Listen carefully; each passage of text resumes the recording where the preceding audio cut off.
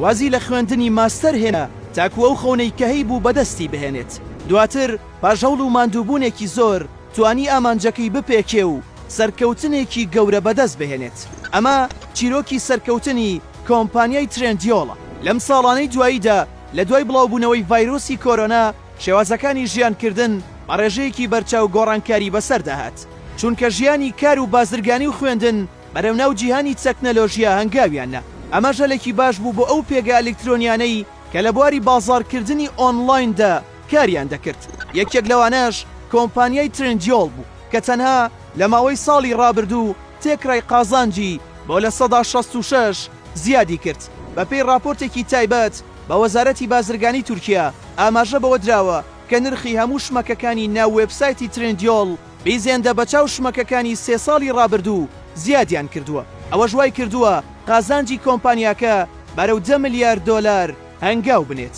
خاوەنی کۆمپانیای تریندیۆڵ خانمێکە بە ناوی دیمێت مۆتلو کە لە ئازاری ساڵی 2010 واز لە خوێندنی ماستەرەکەی لە زانکۆی هارڤارد دەهێنێت بۆ ئەوەی کە خەونەکەی بەدی بهێنێت.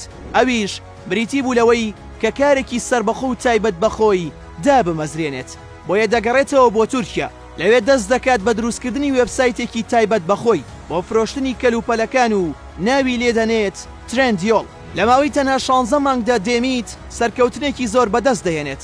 بە شێوەیە نرخی وێبسایتەکەی نزیکەی 150 میلیۆن دۆلار زیاد دەکات، بە تایبەتی لە دوای ئەوەی جگە لە ناوخۆی تورکیا لە دەریشەوە شمەکی دەهێنایەوە. لە دوای ئەو سەرکەوتنەی دێمێت بەدەستی هێنا لەلایەن کۆمپانیای زەبەلاحی عەلیبابای چینیەوە لە ساڵی 2018 لە 175 بەشی کۆمپانیاکە دەکرێتەوە بە بڕی 728 میلیۆن دۆلاری ئەمریکی. لە ئێستادا تریندیۆڵ یەکێکە لە گەورەترین پێگەی بازرگانی ئەلکترۆنی لە تورکیا کە ناوەندی سەرەکی لە شاری ئیستەنبوڵە. جگە لەو پێگە فەرمیە چەندین خزمەتگوزاری تری تێدا خراوەتە ڕوو، وەک کڕینەوە و فرۆشتنی ئەو شمەکانەی کە دەستی دوون. هەروەها خزمەتگوزاری گەیاندنیشی هەیە. لەم کۆمپانیایەدا نزیکەی 4000 کەس کار دەکەن. ساڵانە 300 میلیۆن بەرهەم وەردەگرن لە کەرتەکانی وەک جلوبەرگ و کەلوپەلی ماڵ و ئەلکترۆنی.